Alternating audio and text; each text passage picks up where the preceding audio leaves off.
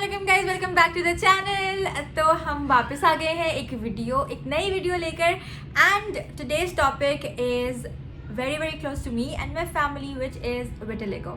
बहुत सारे लोग मुझसे ये क्वेश्चन करते हैं कि आपने विटिलिगो को कैसे फेस किया, ये कैसे हुआ। तो आज मैं आप सबके सवालों के जवाब देने के लिए यहाँ आई हूँ एंड मामा मेरे साथ है क्योंकि ऑब्वियसली हम लोगों ने ये सब कुछ एक साथ एक्सपीरियंस किया था। तो now let's go and start. Question number 1, ये हुए कैसे, इसकी वजह क्या है?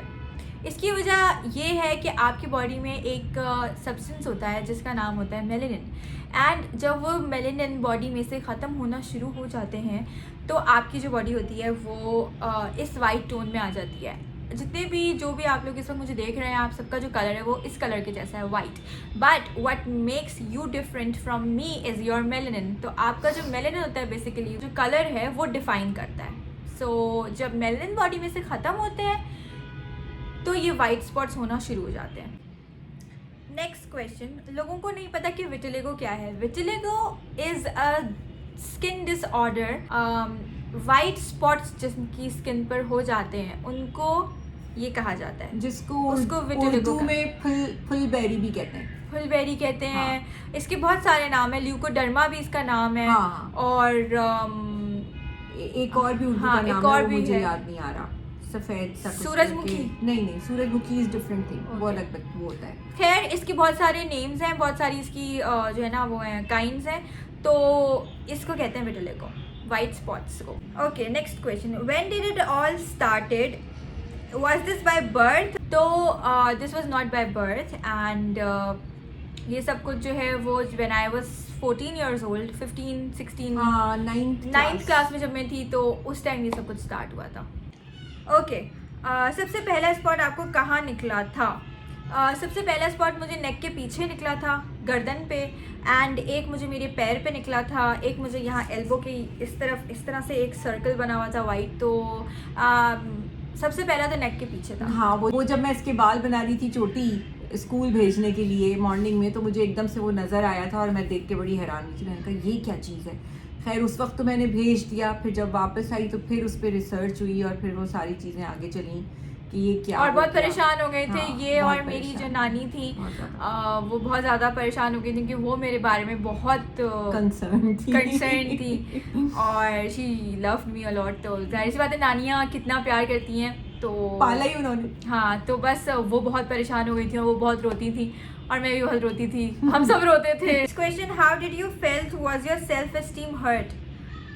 Yes, of course. अगर आपके अंदर किसी चीज़ की कोई कमी आ जाती है और आपके अंदर किसी चीज़ की कोई डेफिशिएंसी हो जाती है, हम एक कैल्शियम और विटामिन डी की डेफिशिएंसी से जो है वो परेशान हो जाते हैं अगर हमारे रिपोर्ट में आ जाता है। लेकिन अगर कोई बज़ाहिर चीज़ आपके हाथ पैर पर है तो आप कैसे परेशान नहीं होंगे? ऑब्वियसली आप परेशान होंगे और हम लोग भी बहुत ज़्यादा परेशान हुए। हमने बहुत रिसर्च की एंड खास तौर पे जब लड़की को हो इस तरह की कोई चीज़। Exactly. हमारा जो सोसाइटी स्ट्रक्चर है वो हमारा ये जो है। वो है कि हमारा जो अलमिया है बेसिकली सोसाइटी का, वो ये है कि भाई लड़की को ये हो गया, अब इसकी शादी कैसे होगी? अब इसकी शादी तो हो ही नहीं सकती। बस। तो बस शादी was the ultimate end of our culture. I mean कुछ चीज़ें अल्लाह ताला पर भी छोड़ देनी चाहिए आपको। अगर कोई चीज़ आपके ऊपर हुई है तो वो ऑब्वियसली अल्लाह ताला की तरफ से हुई है। आपने खुद जानबूझ के तो अपनी बॉडी पर नहीं इधर से कोई स्पॉट कर दिया या कुछ और कर दिया ना। जो कुछ हुआ है दैट इज़ बिकॉज ऑफ वो होना था। तो बजाय इसके कि लोग उसे एक पॉजिटिव वे में लेकर चलें और आपको स्ट्रॉन्ग बनाएं ऐसे अल्फाज बोल के, वो और आपको डिमोटिवेट कर देते हैं। हाँ, कि आपको तो ना जीने का ही कोई बिल्कुल वो नहीं है दुनिया में। लेकिन अल्हम्दुलिल्लाह my family was very nice इस चीज़ में। मेरे जितने भी फैमिली वाले थे उन्होंने कभी भी इस चीज़ को फील नहीं होने दिया कि मैं कुछ अलग सी दिखती हूँ या कुछ ऑकवर्ड है मेरे अंदर। बट हम सब, मेरी मामा, माय खाला, my cousins, everyone was like ठीक है, ओके, कोई नहीं होता तो हो जाए, कोई फ़र्क नहीं पड़ता। मतलब कज़न्स ने तो बात भी नहीं की, कोई बड़े तो चलो थोड़ा बहुत कभी डिस्कस कर लेते हैं परेशानी में, बट कज़न्स वर लाइक कि उन्होंने कभी कोई सवाल ही नहीं किया ये क्यों हुआ, ये क्या हुआ, अरे मिन्नी आ गई, चलो बस खेलने चलो, ये करो वो करो। तो मतलब इट वाज ऑल नॉर्मल। अल्हम्दुलिल्लाह। Okay, now next question, what treatment you went through? अब ये मामा बताएंगे। ट्रीटमेंट देखिए बहुत सारे थे स्किन के ही, क्योंकि रिलेटेड था तो हम बहुत सारे डॉक्टर्स में गए, होम्योपैथ भी थे, हकीमों में भी गए हम, और नॉर्मल जो एलोपैथिक डॉक्टर्स थे, doctor Zafar Alam I guess या नाम था, इकबाल, नहीं, ज़फ़र मुझे आलम। नाम पूरा याद नहीं है उनका। उनके पास भी गए थे, उनसे हमने और बहुत इलाज कराया। फिर वो डॉक्टर खुर्रम एक टीवी पे आते थे, उनसे बहुत मतलब लाइक उनकी भी हमने बहुत ज़्यादा इलाज करवाया। उनसे तो मामा की लड़ाई भी हो गई थी मेरी। हाँ। जाहिर है आपके साथ जब आप कोई ऐसी चीज़ से बिन थ्रू हो रहे होते हैं तो आप बहुत ज़्यादा सेंसिटिव भी हो जाते हैं, और ख़ास तौर पे बेटी मेरी एक इकलौती, उसके बारे में जब लोग इस तरह की बातें नेगेटिव कर रहे थे तो ऑब्वियसली मेरा तो दिल चाह रहा था कि मैं दुनिया को आग ही लगा दूँ। तो ऐसी ही सिचुएशन हुई। हाँ, ऐसी ही लिटरली ऐसी ही सिचुएशन थी, लेकिन थैंक गॉड होम्योपैथिक का हमने बहुत लंबा इलाज किया था। होम्योपैथिक का भी बहुत लंबा हमने इलाज किया था, रूहानी इलाज भी हमने किया बहुत था, सारे टोटके मछलियों और पता नहीं क्या क्या। We used to go weekend Saturday Sunday, और जाके ना हम कुरंगी के वहाँ दरिया समंदर जो भी था वहाँ पे हम जाके मछलियों को आटा डालते थे, और वो मम्मा पढ़ती थी गोलियां बना के और छोटी छोटी सी आटे की गोलियां, एंड मामा यूज्ड टू कुछ उस पे रिसाइट करके, और वो किसी ने हमें बताया था, किसी आलिम या किसी और ने बताया था। तो मतलब हमने ये सब भी किया है, और किसी चीज़ का कोई फ़ायदा नहीं हुआ। बहुत कुछ किया है, उसके बाद फिर जाके बस अल्लाह ताला के ऊपर छोड़ दिया। हाँ, बस कि बस अब अल्लाह ही, बस अब नहीं हम कुछ कर सकते, बिकॉज कोई फ़ायदा ही नहीं हो रहा था, स्पॉट्स फैलते जा रहे थे, और कोई किसी चीज़ का फ़ायदा नहीं हो रहा था। जो एलोपैथिक इलाज हो रहा था उसमें तो मुझे 2 महीने ऐसे इंजेक्शन लगे थे जिससे मेरी साइकिल बहुत ज़्यादा डिस्टर्ब हो गई थी। तो वो तो ये सब बहुत ज़्यादा, कि मतलब एक चीज़ को ठीक करते करते कोई दूसरी चीज़ पर चला बॉडी में ख़राब हो जाए। तो ये सब बहुत ज़्यादा चीज़ें हम लोगों ने फेस की, और बहुत मुश्किल टाइम था वो जब स्टार्ट हुआ था ये सब, it all happened. And next question, total time of coming into one tone? Actually it took around 14 to 15 years एक ही टोन में आने के। Next question, is your skin sensitive और नॉट आफ्टर स्पॉट्स? हाँ, this is a good question, इसलिए क्योंकि जब मैं छोटी थी और मुझे जब ये स्टार्ट हुए थे तो ऑब्वियसली मैं कोई क्रीम्स और कोई इस तरह की चीज़ें बचपन में बच्चा नहीं लगाता है, और हमारे टाइम पे तो वैसे भी इतना कुछ नहीं था। तो उस वक्त मुझे नहीं पता कि मेरा स्किन टाइप क्या था, but what I feel is that whenever I'm exposed to sunlight, मुझे थोड़ा सा इरिटेशन होना शुरू हो जाती है, not on my hands and feet but on my face. तो फेस के इस जगह मुझे थोड़ी सी जलन होती है, and I think that is because of this. मेरी स्किन काफ़ी सेंसिटिव है, रेडनेस हो जाती है, ज़रा सा ऐसे करें, अगर कोई ऐसे करके हाथ लगाए तो रेडनेस हो जाती है। अगर यूसुफ जी मेरा हाथ यूँ करके ज़रा ज़ोर से पकड़ लें तो उनकी उंगलियों के निशान यहाँ पे पड़ जाते हैं, और वो कुछ दिन बाद नील बन जाते हैं। सो काफ़ी है, एक स्किन का थोड़ा सेंसिटिविटी है मेरी। Okay, next question, can this vanish by itself? देखो मेरे केस में तो ऐसा कुछ नहीं हुआ कि ये खुद ही वैनिश हो जाए, क्योंकि हमने तो बहुत ट्रीटमेंट करवाया और कुछ नहीं हुआ, एक ही टोन में हो गया। तो अगर किसी की वैनिश हो जाते हैं, वेल एंड गुड, बहुत अच्छी बात है। अगर वो कोई डॉक्टर उनका ट्रीटमेंट कर रहा है और वो फ़ायदा दे रहा है तो आप जाएँ ज़रूर और करवाएँ ट्रीटमेंट जाके। ओके, नेक्स्ट क्वेश्चन, मेरे इन लॉज में जो बच्ची है उसके हेयर ग्रे हो गए हैं, वो ठीक होंगे? देखें, अगेन ये चीज़ मेरे साथ नहीं हुई, क्योंकि मेरे अल्हम्दुलिल्लाह बाल काले ही हैं, जैसे डार्क ब्राउन आते हैं वही हैं, और ये चीज़ मैंने एक्सपीरियंस नहीं किया। तो अगर कभी फ्यूचर में मेरे बाल वाइट होना शुरू हो भी जाते हैं चक्कर में, तो हाथ और पाँवों के बालों की तो खैर है, मैं सर के बालों को डाई करवा लूँगी। वो तो मैं भी करती हूँ डाई। हाँ, वो बुढ़ापे की निशानी है। लेकिन मेरी तरफ से उस बच्ची को बहुत बहुत प्यार, और ये आप प्लीज़ उसे वीडियो ज़रूर दिखाएगा, क्योंकि एक मैसेज है मेरी तरफ से आपको, बेटा ये मुझे भी हो चुके थे, और आप देखें कि मैं बिल्कुल एक टोन में आ गई हूँ, तो आप बिल्कुल किसी चीज़ से परेशान नहीं होंगी, और आप बहुत स्ट्रॉन्ग हैं, और आप बहुत स्पेशल हैं कि अल्लाह ताला ने आपको ये दिए हैं। सो बी हैप्पी। एंड और जैसे वो हमारे पीएम साहब कहते हैं ना, घबराना नहीं। तो बिल्कुल ऐसे ही, घबराना नहीं है किसी भी बात से आपको, और ये जो आया है आपके ऊपर एक आजमाइश अल्लाह ताला की, और ये ख़त्म हो जाएगी, और उसके बाद आप बिल्कुल एक टोन में आ जाएंगी और आप और प्यारी लगेंगी।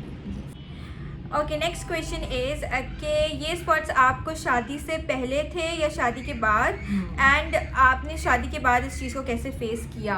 तो ये स्पॉट्स मुझे शादी से पहले से थे।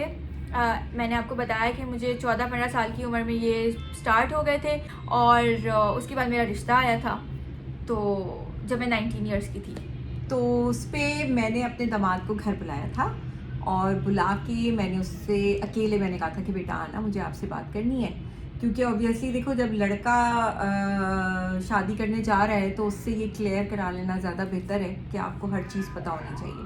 तो मैंने उस वक्त फेस पे नहीं आए हुए थे जहरा के ना ये स्पॉट्स, गर्दन पे था, हाथों वगैरह पे थे, गर्दन पे आगे नहीं था, पीछे था, पीछे की साइड पे। हाँ, तो मैंने फिर यूसुफ से यही कहा था कि आप देख लो भाई, ये है इस तरह से, मुझे अपनी बेटी, मैं भी ज़रा फिल्मी हूँ, मैंने कहा मुझे अपनी बेटी भारी नहीं है, और मेरा दामाद मुझसे भी डबल फिल्मी है। उनका आंसर, वो तो डबल फिल्मी है, डबल फिल्मी। उनका आंसर जो था ना, वो ये ज़रा बताइए।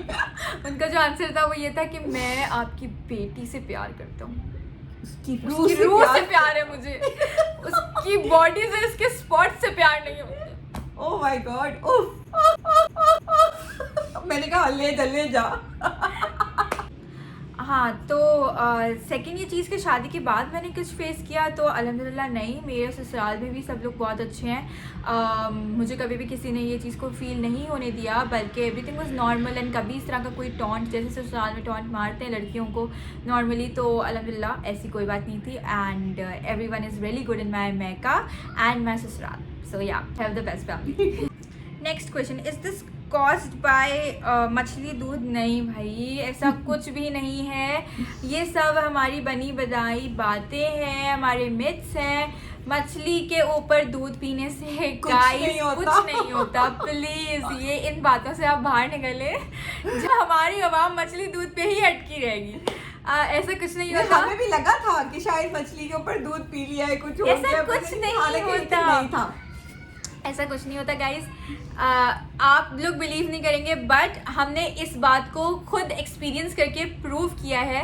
बिकॉज जब मेरी शादी हुई थी, वी वर न्यूली वेड, तो उस टाइम मेरे फेस पर स्पॉट्स आना शुरू हो गए थे, नेक और फेस पे, और फिर मैं काफ़ी हर्ट होती थी क्योंकि मुझे मेकअप करना नहीं आता था, और मुझे अपने स्पॉट्स हाइड करने नहीं आते थे। मुझे फाउंडेशन लगाना, मतलब मुझे कंसील करना नहीं आता था। आई वॉज जस्ट 19 और I was really I didn't knew any thing. तो मैं बहुत हर्ट होती थी और मैं बहुत रोती थी कि यूसुफ जी मेरे मुंह पे आ गया। सी तो थी मेरी बच्ची। मेरे मुंह पे आ रहा है यूसुफ जी, यहाँ आ रहा है यूसुफ जी, क्या करूँ मैं यूसुफ जी? मैं बहुत रोती थी इस चीज़ में। तो उन्होंने क्या किया, उन्होंने जब भी कोई फिश वो खाते थे या कुछ, तो वो जान के उसके बाद फ्रिज में से निकाल के दूध पीते थे। उन्होंने ठंडा दूध भी पिया, उन्होंने गरम भी पिया है, किसी भी, और मतलब उन्होंने हर तरह की मछली के ऊपर दूध पिया। अल्हम्दुलिल्लाह ही इज़ परफेक्टली फाइन, और उन्हें कोई स्पॉट्स नहीं हुए। हाँ अल्हम्दुलिल्लाह माशाल्लाह। मतलब उनका ये था कि यार चलो मुझे स्पॉट्स हो गए, वो तुम्हें स्पॉट्स हुए ना, मुझे भी स्पॉट्स हो जाएंगे, तो हम दोनों साथ स्पॉट वाले घूमेंगे। मतलब he was like this, and माशाल्लाह माशाल्लाह से यूसुफ जी तो हीरा है, वो तो बहुत अच्छे हैं, वो तो मजनू है भाई। वो तो मतलब हमने, मैं आपको ये बता रही हूँ कि हम लोगों ने ये तक माशाल्लाह हम लोगों ने ये चीज़ें तक भी की हैं, और कोई मछली दूध से कुछ नहीं होता है। This is just okay. Now coming to the last question, how did you faced it and what about the negativity in the society? Guys देखिए, नेगेटिविटी तो जो है ना वो हर जगह, अगर आप कुछ सही भी करेंगे ना तब भी आपको नेगेटिविटी फेस करनी पड़ेगी, अगर आप कुछ गलत भी करेंगे ना तब भी आपको नेगेटिविटी फेस करनी पड़ेगी। तो yes, I did faced some people saying कि शादी कैसे होगी, और stuff like that, you know, धब्बे हो गए हैं, मुंह पे भी धब्बे आ रहे हैं, बेटा धब्बों को छुपा लिया करो, और इस तरह की आंटीज़ जो हैं वो स्पेशली जो है ना, अंकल्स तो बेचारे बड़े अच्छे होते हैं, मगर आंटियाँ जो है ना वो छोड़ती नहीं है। इसमें एक्चुअली मैं देखें आपको एक बताऊं, अगर आपकी फैमिली स्ट्रॉन्ग है ना, सबसे ज़्यादा आपकी मदर अगर एग्जैक्टली और आपको सपोर्ट कर रही है, जो कि मैं हर मदर को कहूँगी, चाहे वो फैमिली में है या वो सिंगल पेरेंट है या जो भी है, अपने बच्चे को कभी डिग्रेड मत करें, अपने बच्चे को हमेशा सपोर्ट करें। तो अल्हम्दुलिल्लाह मैंने अपनी बच्ची को कभी ये एहसास ही नहीं होने दिया कि एक तो वो सिंगल पेरेंट की बेटी है, दूसरा कभी भी नहीं, उसको कभी मैंने ये एहसास तो कभी हुआ ही नहीं, क्योंकि मामा और काशी भाई जो मेरे मामू हैं, he was always there with me and he is the best. मतलब बाप की कमी तो उन्होंने मुझे फील होने ही नहीं दी बिल्कुल भी. और मेरी मदर मुझे बिल्कुल नानी बापों की उन्होंने तरह तो पाला है. ऐसे इसको पाला है कि बिल्कुल. बस मतलब हमें पता ही नहीं चलता था कि जहरा जो है वो मतलब मैं अपनी मम्मा को बच्चों कहती हूँ एंड मैं अपनी नानी को मम्मा कहती हूँ. मम्मा कहती है। तो बचपन में I used to think that she is my sister and mumma जो है वो मेरी मम्मा है और काशी भाई जो है वो मेरे भाई हैं. हालांकि वो मेरे मामू में सब उल्टा, हमारी फैमिली में सब उल्टा. तो बेसिकली बस ये कि मैं बहुत परेशान होती थी बीइंग अ मदर. ऑब्वियसली होता है. तो मैं जो भी मुझे बाजारों में इधर उधर जाने में कहीं लोग मिल जाते थे कभी इस तरह के ड्रॉबैक के साथ, जैसे वो अंकल थे एक हमारे मोहल्ले में रहते थे, उनको वाइट स्पॉट्स हुए हुए थे. तो एक दिन मुझे वो बाजार में मिले तो मैंने उन्हें रोक के पूछा था लिटरली कि आपको अंकल मैं एक बात पूछूं, माइंड मत कीजिएगा, क्योंकि डर भी लगता है ना लोग बुरा ना मान जाएं. तो उन्होंने मुझे बड़ी अच्छी बात बोली थी कि बेटा देखो जो कुछ भी होता है ना वो सब अल्लाह ताला की तरफ से होता है, तो तुम बिल्कुल इस चीज़ से घबराना नहीं. और शादी भी हो जाएगी, बच्चे भी हो जाएंगे. और आज देखो मैं नाना भी हूँ, दादा भी हूँ और अल्हम्दुलिल्लाह अपने घर में सेटल भी हूँ, मुझे कोई प्रॉब्लम नहीं है. तो उनकी बात का ये कहना बिल्कुल सही था. और माशाल्लाह से आप देखें आज जहरा भी सेटल्ड है, आप लोगों के साथ बिल्कुल अल्हम्दुलिल्लाह इंटरेक्ट भी करती है, सोसाइटी में मूव भी करती है, कोई ऐसी बात नहीं है. हमें बस बना दिया गया कि अगर आपके अंदर कोई कमी है, कोई खामी, मेरा ये बिलीव है कि अगर आपके अंदर कोई कमी है भी तो आप उसको अपनी स्ट्रेंथ बना के आगे बढ़ें. बिल्कुल एग्जैक्टली. और मैं स्ट्रांग नहीं हूँ अभी, मैं आपको जितनी स्ट्रांग और टफ नज़र आती हूँ ऑब्वियसली वो टाइम के साथ साथ मैं हुई हूँ. बट जब मुझे ये स्टार्ट हुआ था सब कुछ सारा प्रोसेस और मैं ऑब्वियसली बहुत इंटरनली वीक हो गई थी. मैं बिल्कुल बहुत डिप्रेशन में चले गए थे हम लोग. मैं भी चली गई थी डिप्रेशन में, लेकिन then we have to pull ourselves, अपने आप को ऊपर करना पड़ता है और अल्लाह ताला से अपना कनेक्शन एक्चुअली बना के रखना बहुत. हाँ, आई स्टिल रिमेम्बर कि वो किसी ने बताया था सूरह रहमान का एक वजीफ़ा कि आप ये पढ़े हैं तो सूरह रहमान से जो है वो आपके जो धब्बे हैं ये ख़त्म हो जाएंगे. तो वो मैं रोज़, मुझे 7 दफ़ा पढ़नी होती थी वो. और मैं सच में छोटी थी तो मुझसे नहीं पढ़ी जाती थी. मतलब 7 टाइम्स सूरह रहमान इज टफ डेली. अभी भी मुश्किल है मेरे लिए पढ़ना. मैं इतनी निकम्मी हूँ. तो खैर व्हाट हैपेंड के स्पॉट्स तो नहीं ख़त्म हुए, लेकिन सूरह रहमान पढ़ने के बाद ही मेरा रिश्ता आ गया. एंड मेरा खाला यूज्ड टू से कि नहीं पढ़ रही है ना, पढ़ ले, देख पढ़ ले, खत्म हो जाएंगे तेरे स्पॉट्स, ये खत्म हो जाएंगे बेटा, पढ़ ले. तो वो भी परेशान थी. मतलब एवरीवन इन आवर फैमिली. पता क्या, परेशान हम सारे थे लेकिन लिटरली एक दूसरे को शो नहीं करते थे कि हम परेशान. बिल्कुल. और जहरा को तो बिल्कुल शो नहीं करते थे कि हम सबको इससे कोई प्रॉब्लम है या हम परेशान हैं. आपस में हम चाहे कितना ही डिस्कस कर ले एक दूसरे के साथ छुप छुप के, वो लिटरली अजीब फिल्मी सीन हो रहा होता था हमारे घर. तो खैर this was all it and now I am in front of you guys. अल्हम्दुलिल्लाह बिल्कुल ठीक ठाक एक ही टोन में. सबसे पहले आपने नेगेटिविटी को अपनी ज़िंदगी से बिल्कुल बाहर निकाल देना है. नेगेटिव लोगों को आपने खुद जवाब देना है और उनकी बातों पे आपने बिल्कुल भी रिएक्ट नहीं करना है, क्योंकि जो नेगेटिव लोग होते हैं ना उनके पास कोई कुछ नहीं होता उनके पास करने को.